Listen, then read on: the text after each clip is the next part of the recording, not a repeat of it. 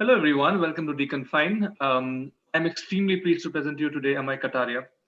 Amay is a Chicago-based Indian artist who derives interest from philosophy, history of control, and cybernetic theory. His art practice is platform to think, elaborate on ideas, experiment, play, and meditate on externalizing the internal affairs of his body's interaction with the society. His creative acts tries to bridge between the biotic and the abiotic in an attempt to pause and pay attention to the aesthetic possibilities of the systems. His works have been everywhere and has been showcased around the world, including Art Center, Nabi, Ars Electronica, TIFA, etc. Thank you so much, Amay, for being with us today and even participating in this festival. I mean, it's just such a pleasure to have you with us. Um, and Thanks a lot, with your Kyle. work, Yeah, Mom, for I'm inviting safe. me.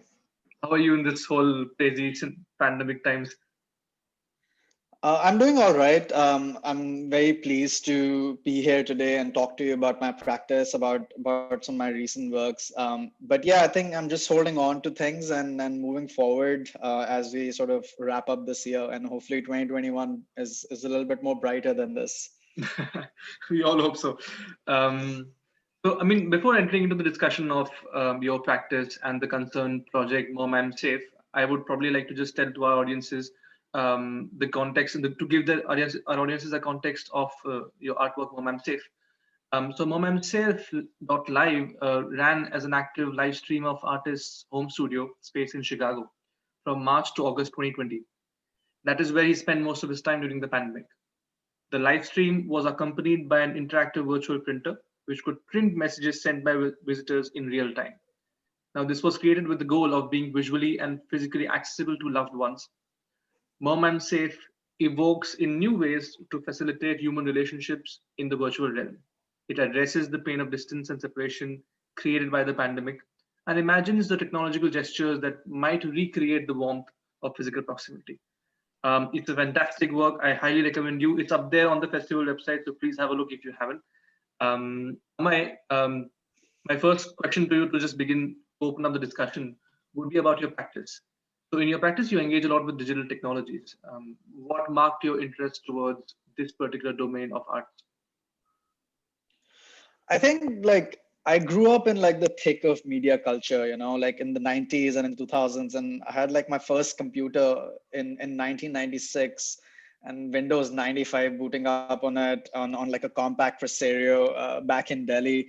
And I remember just being totally fascinated just by the pixels moving on the screen. I remember like the first game that I used to play on it was Prince of Persia.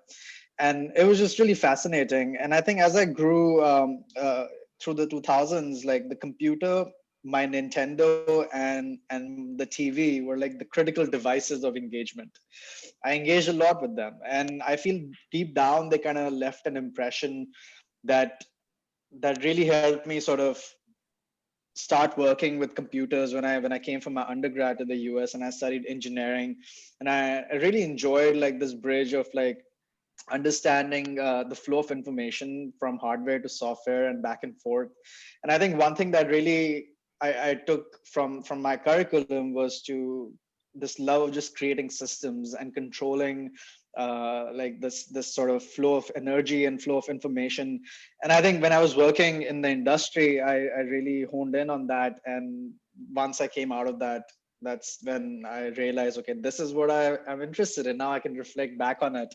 Well, when I was there, I didn't really do that. So in art school, I think I finally got a chance to revisit some of these impressions, these young impressions that I had on myself, and these fundamentals that I really enjoyed working with. So yeah, I think computers have had a lot of impact on the way I think and the way I exist in the society, and that's why I enjoy working with them. That's great, Amay. But then, just to understand, like, could you show us examples of how you work with them? Because, I mean, are these digital technologies just merely a tool for you in your artistic inquiry, or rather, you prefer saying that your process is more of a play with these technologies in form of an experiment that you're exploring something? I think it's been a mix of both because formally it hasn't been that long that I've been creating art. Like I started creating art more formally in 2017 when I came to the School of the Art Institute of Chicago, and in the beginning it was really testing the grounds, and these are some very early on examples of the work where I was creating installations where the tools that I was working with became the artistic inquiry itself.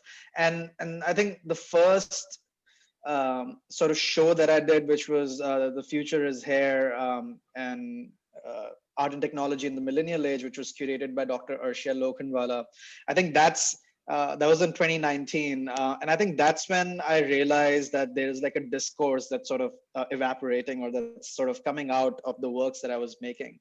So I think it happened slowly. The discourse is something that I observed very slowly. And I'm happy that that's how it happened, because in the beginning it was a lot about just play and like exploring and experimenting. It's still there, but I think now it's getting a little bit more focused, and that's just how things have worked with my practice.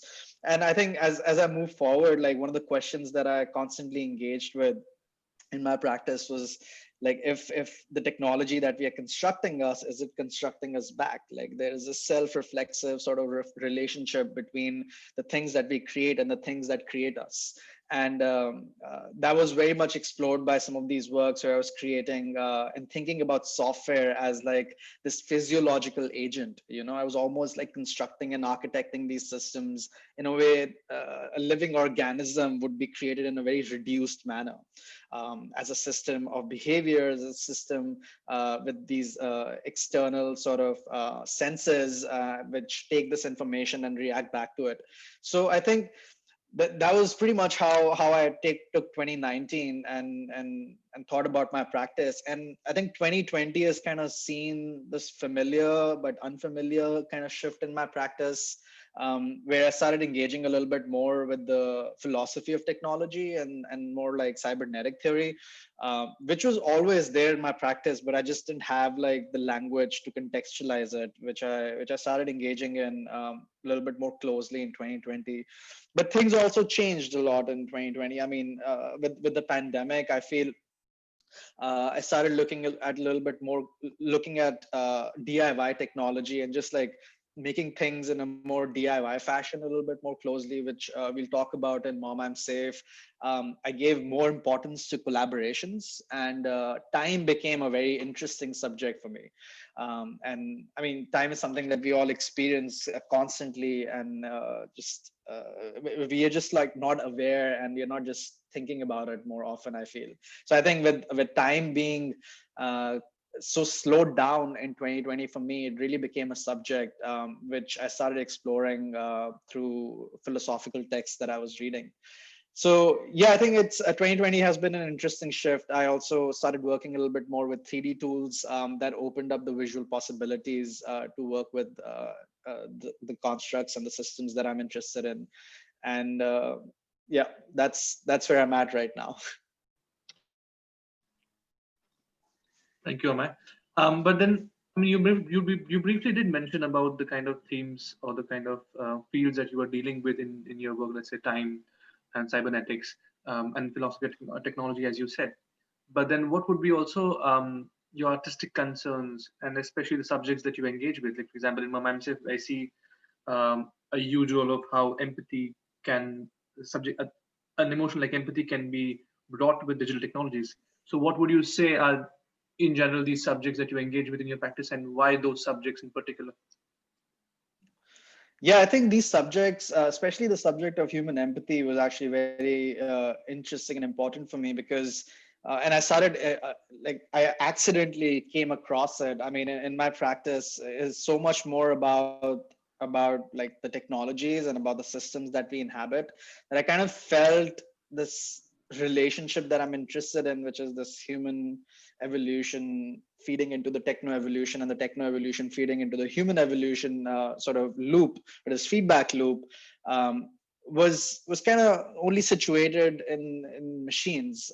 So that human part was kind of something that I really wanted to explore a little bit more closely. And I didn't realize when I was making Mom I'm Safe that that's what's happening, because I was responding to this feeling of being away from my family, being away from my friends, and in the state of isolation. That once I had this idea and I made this work, that's when I sort of reflected on it, and I realized that how pressed we are right now because of the pandemic to be able to support each other, to be able to love each other. I think it has really like created new subjects for us to new but like old subjects to revisit and to think about more closely. For example, when the bubonic plague happened, one of the biggest things, like we lost so many people and it lasted for so many years. But some of the things that happened was like new subjects emerged for artists. For example, Memento Mori, that death is always looming.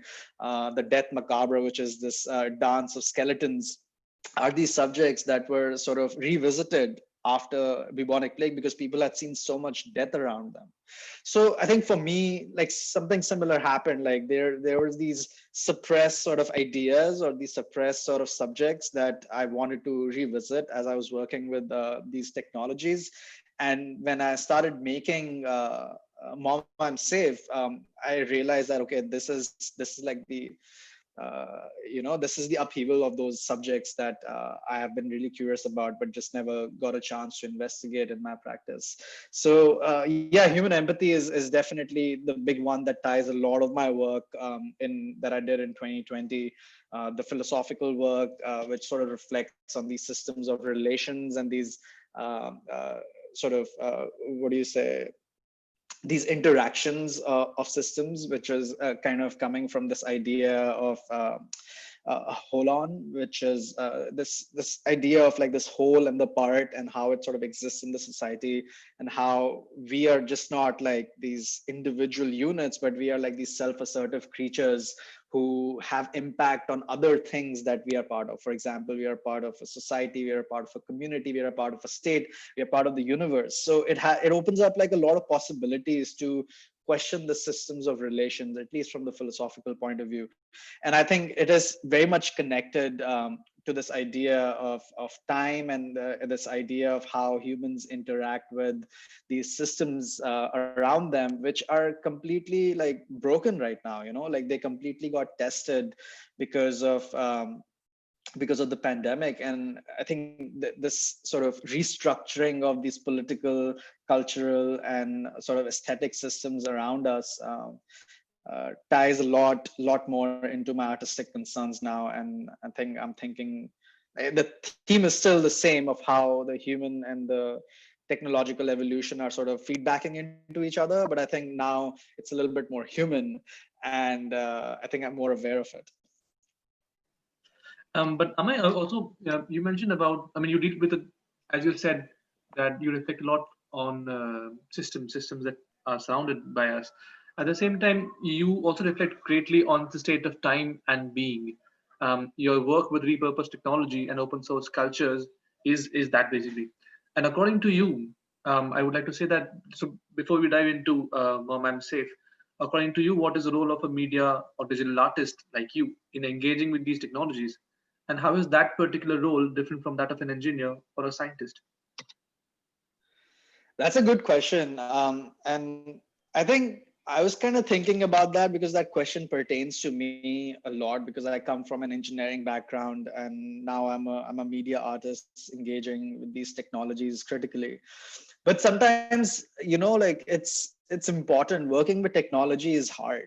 Like it's not like it takes a while to sort of develop these skills, and making art itself is not easy. So I feel one of the things that I feel the role of an media artist, I guess, from the societal point of view, I mean, one of the things one of my professors told me is that don't pressurize yourself too much to make a big change in the society. Like art is also a lot about self exploration and play and meditation. So one of the things that I think a lot as a digital artist in today's days, to sort of be patient. It's really important to be patient with yourself, be patient with your skills, to be able to come across something that is interesting. So I think patience is really the key, and I think 2020 has really taught us a lot about that. Another thing that I feel is to become like a master of experimentation. You have to experiment, you have to constantly iterate. And I think technology has, when you start engaging with technology, one of the most exciting things for me is it opens like this ground for innovation. It opens this ground for experimentation, which is this empirical nature of creating things, like that's how sometimes some of the scientists are also working. They are mostly just having play. They're trying to like connect these blocks together and make sense. And once that happens, they go back and sort of apply this theoretical knowledge on it. And sometimes the theory can move you and propel you forward and sort of give you uh, like a way to get ahead of things. But I feel experimenting and playing is just so satisfactory in its own sense that it's something that an artist in today's day has to sort of embrace when they're working with technology. The other thing that I feel is really important is to sort of engage in critical theory.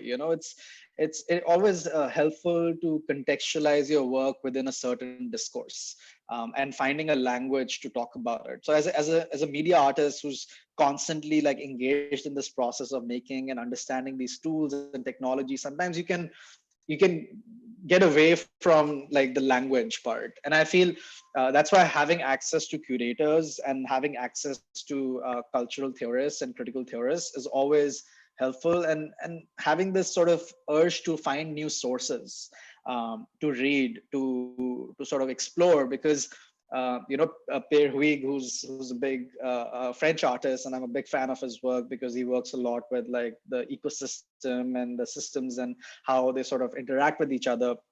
He said this really interesting thing where whatever he makes is kind of things that he reads that seeps into his things that he wants to make. So when he reads something, he would like take that and then merge it with some of the ideas that he has. That's when new things arise. So I feel like ideas only create ideas. So if you're not making the effort to find new sources and find these new ideas, then it can sort of limit you. So I think engaging with critical theory and finding a discourse is always useful, even though I feel it's always a little challenging to find time for that. Um, and I think one of the other things that I was thinking was also to sort of what was the fourth point that I had in my mind?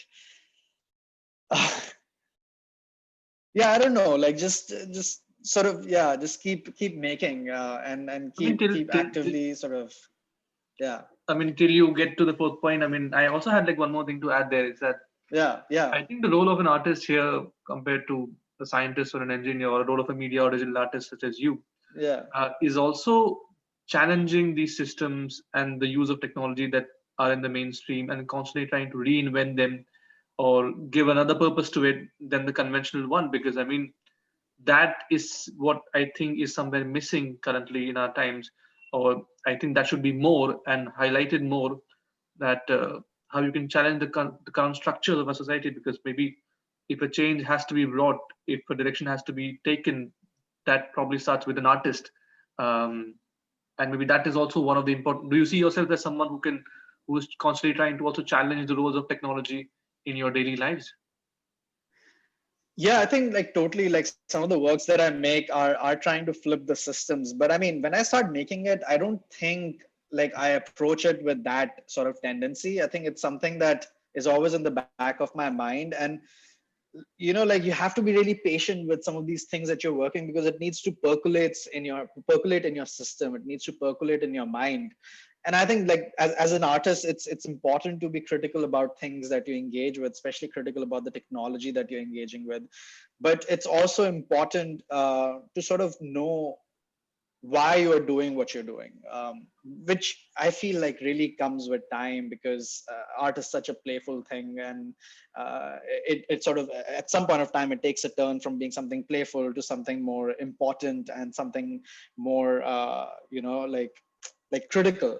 So I feel that when that switch happens, it's I think knowing what you're doing in terms of what technologies you're using, trying to sort of subvert these systems that we are in, which some of the works that I've made and Mom I'm Safe kind of does. It's important to be aware of it. I think it's good, but you can't go into a work saying that this is what I want to do. You sort of experiment with things, and then you take these feelings and these sort of things that you're absorbing from the environment, from the sources that you're reading, and when the intersection of those two things happen, that's when you realize that, okay, this is something, this is a discourse that I'm onto, like this is something that I'm creating.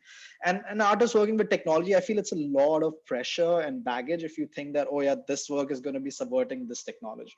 Like I didn't even know that until, like, once I'd created the work, I even created the work thinking that, okay, yeah, this is just something for my mom.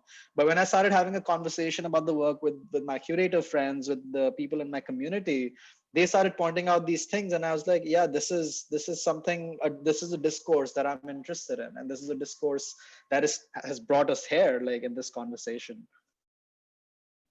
Yeah. But yeah, don't pressurize yourself in breaking the world, or like changing the world. I feel like that comes with time, and I think that you have to take it slowly. You have to be aware of it. I mean, that But also is there. I mean, as you said, there is something which is there in the back of our minds, or in the very philosophy of your work, that let's say you want to. I mean, the intention is not to challenge the world systems and to recreate a new order. I mean, it's also about questioning, and I think it begins with questioning, and it can go into that direction or may not. But I think that is also what I and find. it ends with questioning as well. I feel there's no answers when you're making art. I think leaving things unresolved is like the best way to sort of approach it. Yeah. Yeah, yeah, true. I mean, so far as it makes people think, and I think that's what your works have done so far, as at least for me, that it makes me think, and it makes me question in directions that probably I might not have. So thank you for that. And maybe that's also probably right opening to discussing the very work Mom I'm Safe and how you came with this idea. Yeah, totally. I think this project was really not thought of as an art project. Let me like very clearly say that. Like it was really about just me being in touch with my family when the pandemic started. So on sort of March 27th, Chicago went into a lockdown, and that basically meant that no more going outside, no more being and hanging out with my friends, and we didn't really know like how long is it going to last. No more traveling back to India to see my family, which was something that I had just done in January. So I didn't have any plans to go to India, but it was just like this sense of insecurity that kind of instilled in me, you know. And I was having this conversation with my mom, and she's like, "Wish we could see you like every day," you know. And I was like, I mean, we see each other every day, but there is something beyond what you're saying is what you're wishing for, you know. And I think that's when this idea came that, okay, what if my parents and my family could see me as a guarantee that I'm safe now that I'm actually confined in this apartment for who knows like how long. What if they could actually see me in a more uninterrupted manner? And I think that's where the idea came. And immediately, like I remember after that conversation, I was like, okay, I have this idea and I want to make this happen. I didn't tell anybody. I just made it. And the first sort of iteration of the work was just this live stream on the website where my mom could go and see me. And that was like the first week of April. And then I added like this component of telepresence, which I felt was kind of missing because my mom said, yeah, this is great, but we want to also like talk to you. And I didn't want to like bring in like these old systems of communication. I kind of wanted to try something new, and I developed the system where they could send a message from the website. They could send a message from here, and this message gets printed in my room. For example, in this 3D print, in this thermal printer that's sitting on the top left in this screen.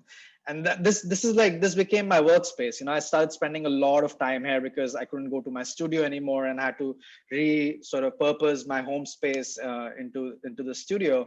And I mean, subconsciously, I was working with this notion of surveillance, which I was thinking about, and I was very uncomfortable because I'm not like I mean I'm a very private person. Like I like my privacy. I like my solo like just isolation. I like it, but publicizing it was a little uncomfortable for me. But I also felt that it kind of superseded the need that I felt was there at the moment, and in which I was, to be connected. And I felt I didn't even know that going into this, I would be having some of the feelings that I had when I reflect back on it. Um, but yeah, I mean, that's how the work sort of came. And I remember releasing the work to the public once I had all the features in, and my mom had tested this out, and I was like, okay, maybe I need to open it to my friends. When I sent it to very close sort of family members, but I hadn't really circulated it to my friends. And I think when that happened, like the work started changing and taking a very different shape, and some of the satellite projects also came around that time. But yeah, at the fundamental level, it's a website that you can go and read about the work. You can send me messages, but of course, like now the work is sort of it's sort of archived, because I've moved out of that apartment, and it lasted from April to August, for about 6 months, and now the work is existing in a more archival manner. And how was the response of the audiences? Um, I mean, the response was great. I mean, some of the responses are right here, actually, where people were messaging me. A lot of the messages came from my family and my friends. There was a lot of messages that my parents sent me, motivating me during that time, because it was a very difficult time for me as well, because I had no idea where my practice was going, what was I making. But there was this feeling of satisfaction that my loved ones can see me. And I was talking to my aunt the other day, just asking her like how she felt when she saw this project, and she said that she was so depressed in May, actually, in the first week of May, but she was happy, and like this work kind of gave her hope, you know. That's what she felt in her mind. Like she's like, I could see you, and it just gave me hope, and I could like send you messages, and it was just like a symbol of hope. And that's how, like, when I reflect back on it, that's what it was for me. It became very medicinal to me. Like, for example, one of these messages that has just popped up here: when flowers bloom, so does hope. Your fuchsia flower is depicting hope during this pandemic. Beautiful, keep it up. It was a work that I was making inspired from the fuchsia flower. So yeah, I mean, this is probably a message that came from my family. And yeah, so I feel like this work became like a symbol of resistance. It became like a symbol of resilience to keep going. And when these messages came, it gave me a sense of happiness. It gave me a sense of being cared and loved for. And I think that was really important at that time, when so much uncertainty was brimming and was around the corner for me.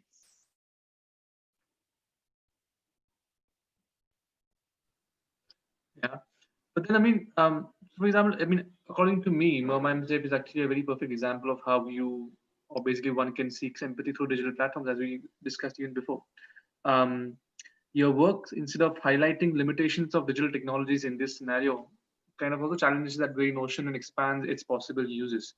Would you like to add a word there? I mean, how do you think digital technologies can be reused or repurposed to bring us closer? Because the virtual space today is extremely divided in small bubbles, and I think like also like our society in a way. But then, how to overcome that?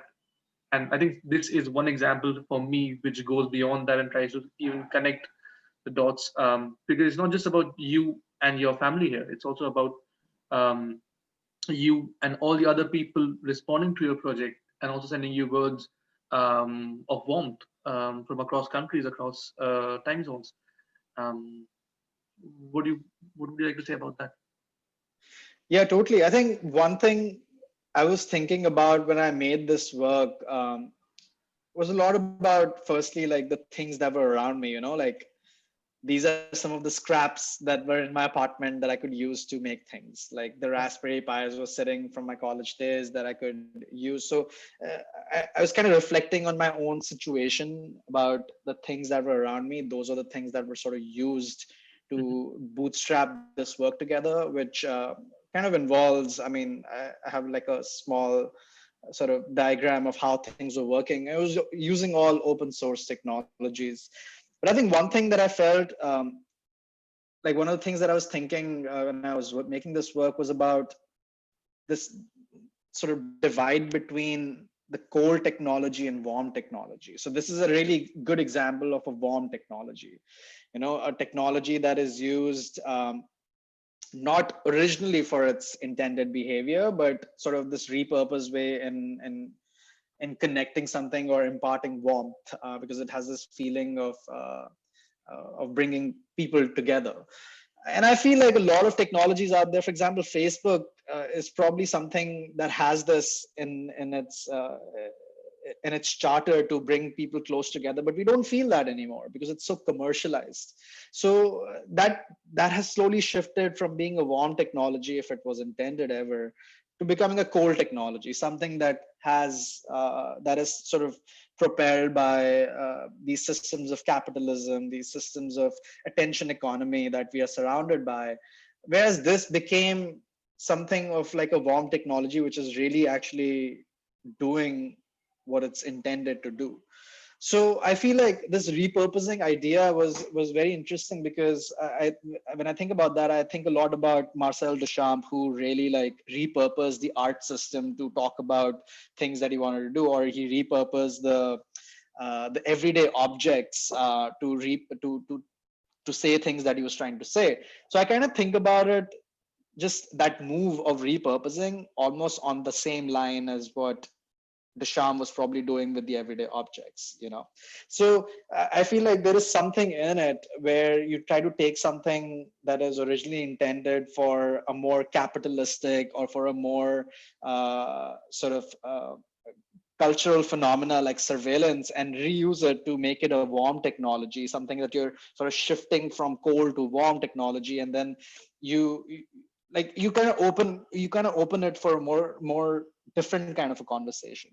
So I think that move, when I consciously was reflecting on this, came out to be very interesting. And then I realized that, okay, this is what I've been doing since the beginning. I've been just taking all these tools, these industrial processes, because that's my background, and repurposing it constantly to say things that I want to say.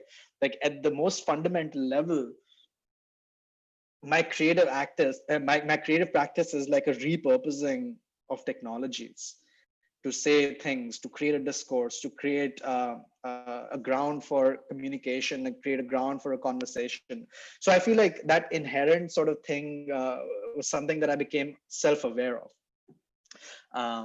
But yeah, I mean, I would want to say like something else that I want to say about this act of repurposing is that it becomes extremely impactful when that repurpose system is really targeted, or is really like specific, and is doing it really well. So I think here the repurposing of surveillance creates a very interesting tension that I felt when I was like, okay, do I really expose myself to the public, or is it something that I'm okay with because it is the need of the hour? So that question, that tension that arose from taking that decision of that repurposing that I was doing, is really like how I would like to sum it up, is that we take these notions that exist in our culture and then try to bend them, or try to sort of extrapolate new ideas from it. I feel kind of sums it up as an interesting role of an artist, also coming back to your previous question, and can become like a whole practice in itself.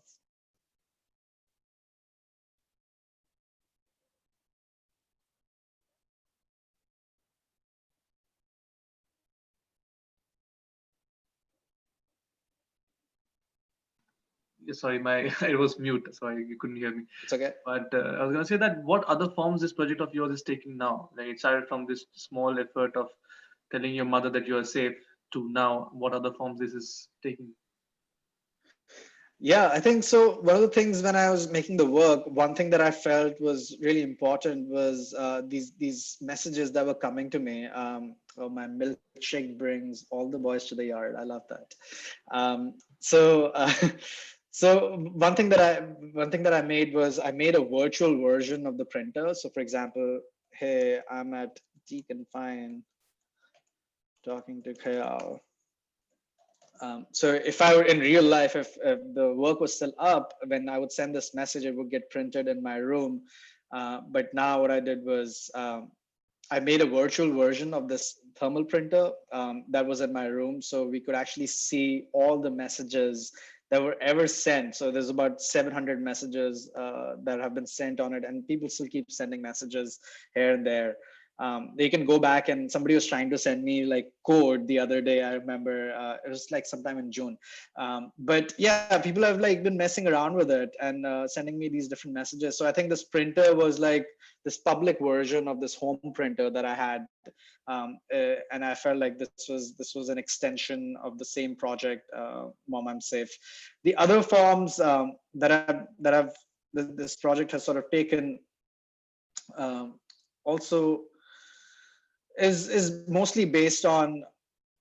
So this is one of the shots from the exhibition where the question sort of came, okay, how do we take all this work that existed completely in this virtual domain and to bring it in the physical life. And I think that's what also was something that prompted me to make these satellite works that you can kind of see on the right.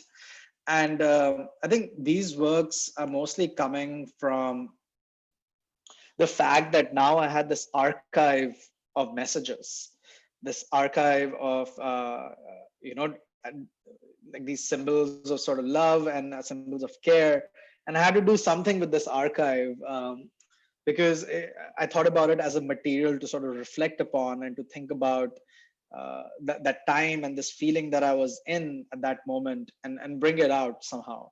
So this is one of the works that I created for the exhibition called Labor of Love. It's extremely DIY. It's made on a cork board with these thumbtacks that are just basically putting up the receipts, and these really long receipts in some order, and mostly in the order that it was received in. And I mean, whenever I go back and so I made multiple versions of this work, and I think I was finally happy with this version that I was making for the exhibition. Like, I always went back and looked at these messages, and it sort of evoked these strange feelings in me, and almost like this feeling of, like almost like kind of this wall of positivity that we all sort of need at this moment of time. And I think that's the way the word labor of love came for this work, was also thinking about the labor that was put in by my friends and my family to send me these messages, and me sort of reciprocating to that labor by putting them all together and making like a collage for that. I mean, that's what I was thinking when I was making the work, and that's the labor that I was interested in, of this feeling of love and this feeling of support that this pandemic has sort of pressed upon us.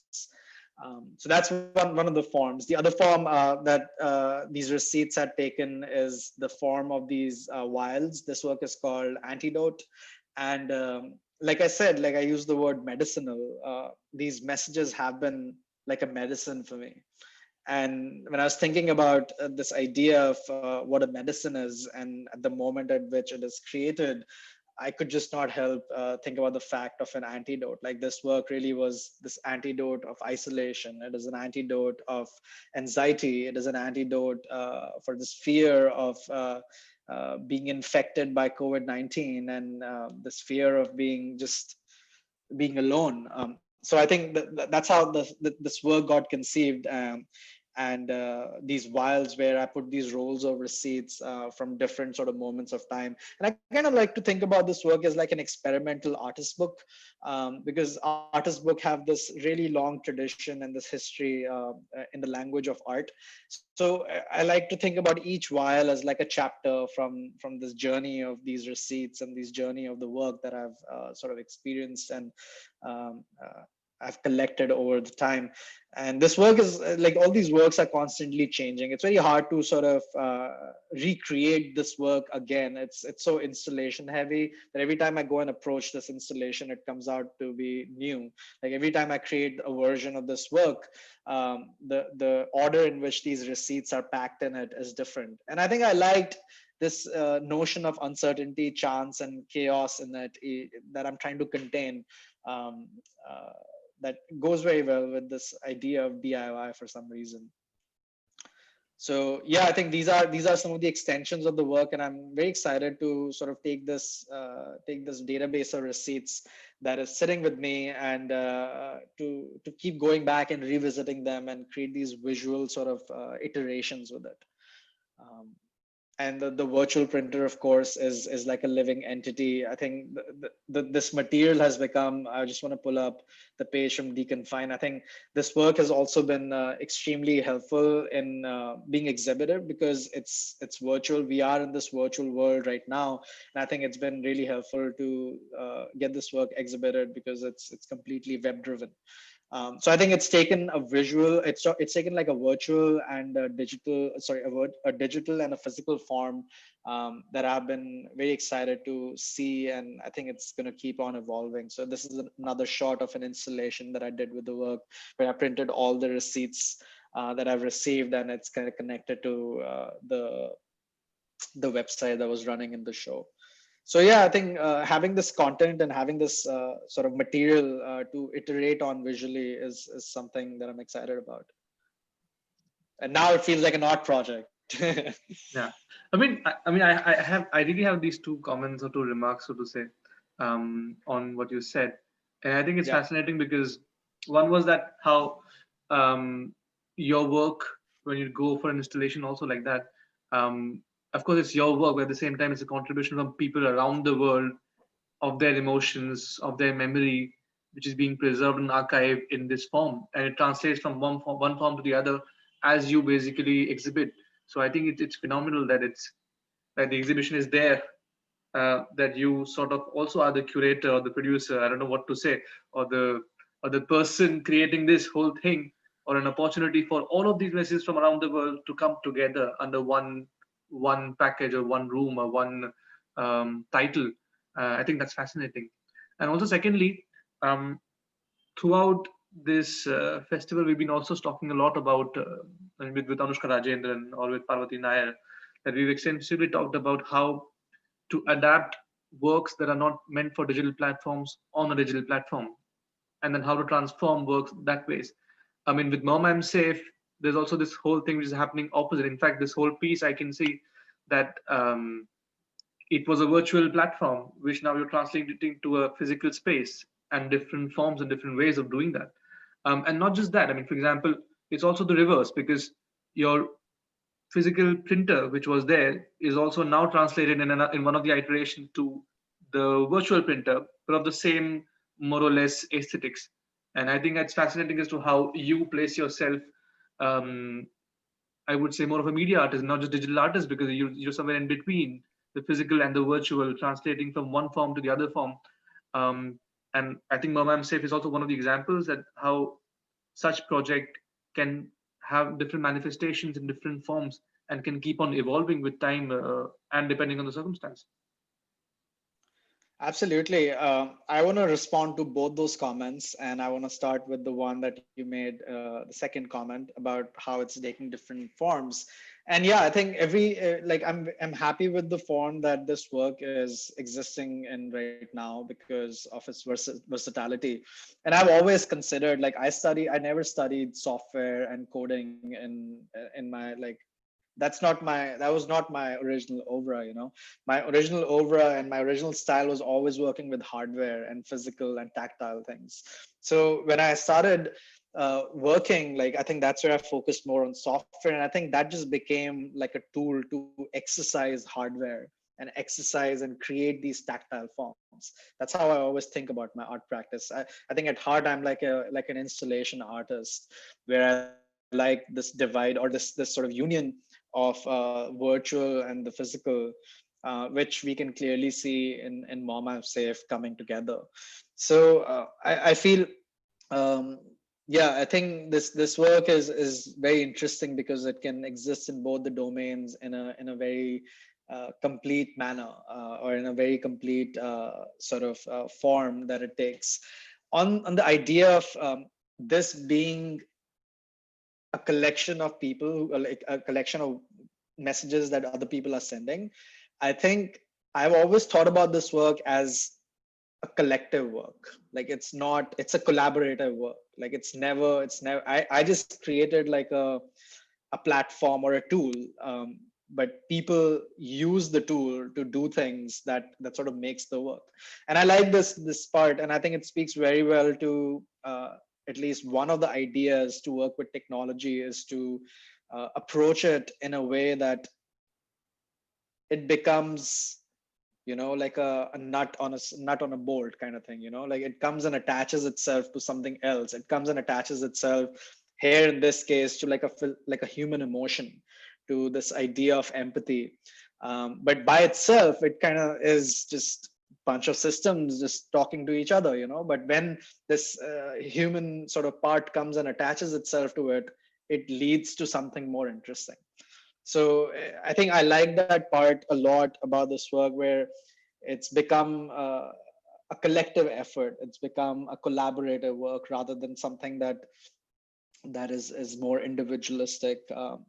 Something that in the Western culture is very dominant. This idea of the family, this idea of like the community and this collectiveness is something that I feel I bring from my own culture, and it outpours in this work.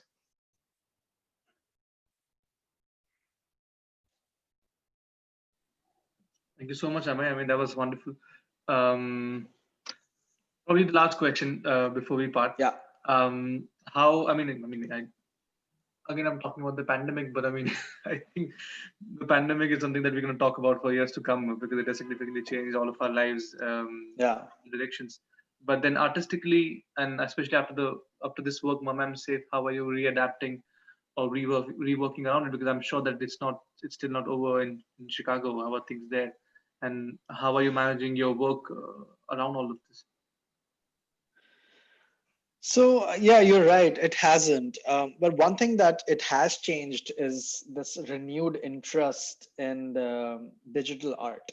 I think that is something that has changed during the pandemic, because our life is completely dependent on these tools and these mediums with which we are reaching out to each other. And I think the screen has become so much more important now. These tools and the internet has become, I mean, it was always important, but there is this renewed interest in it. And I think artists are looking at it in a more like phenomenological way now as ever before. So I feel I'm interested in, like, most of the tools that I use are digital tools. So I think I'm interested in thinking like in a more phenomenological manner about the screen, about the experiences that we have on a screen, and especially from the comfort of our own home rather than in an art gallery, because we have seen media art in the galleries with big projections and multifaceted equipment. So I think now repurposing my work to be viewed, for example, on a phone is a lot more important to me than thinking about an exhibition doing with like a 50 or 60-inch screen. So I think like I'm thinking about experiences, even though you can just like, it sucks to actually experience stuff on a phone. But I think it's an interesting thing, because whatever we create right now as artists, in response to the pandemic is sort of getting marked in how we are feeling to this about this moment.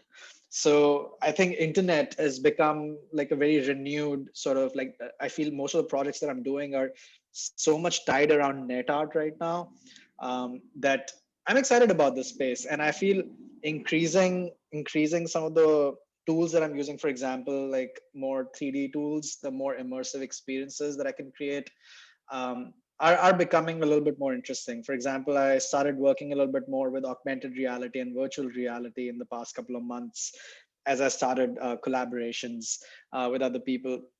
Yeah, that was also one of the points that I wanted to say about what is the role of a media artist. Like, you have to collaborate, like 1+1 in today's date makes 11, not 2, when you collaborate with other people. So I think like collaborations have been extremely critical for me during the pandemic, and I'm very excited to sort of keep moving with this sort of urge to be working with more people and increasing the scope and the reach of my work.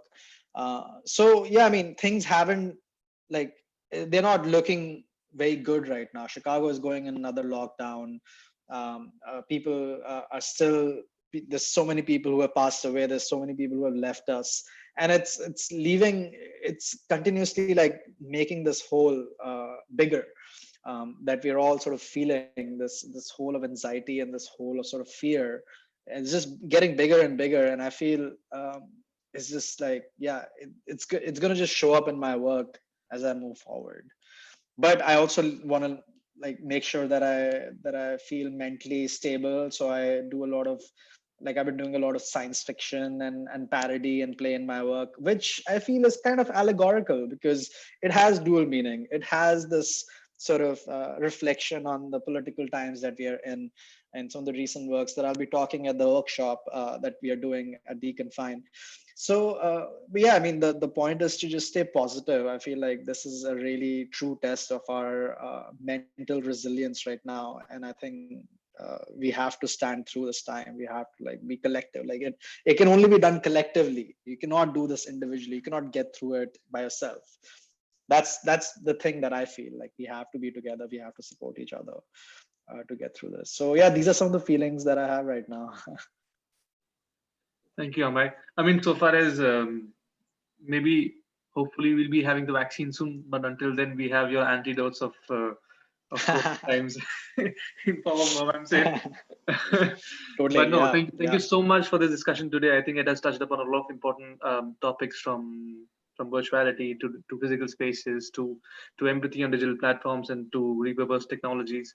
I think it brings forward a discussion which I think we should have more and more today about the role of digital technologies in our lives. And I think that is now is the time really to reflect upon this, especially that our lives are being intertwined so much with these tools. And I think your work is right at the center of all of this. So congratulations and thank you so much for being with us.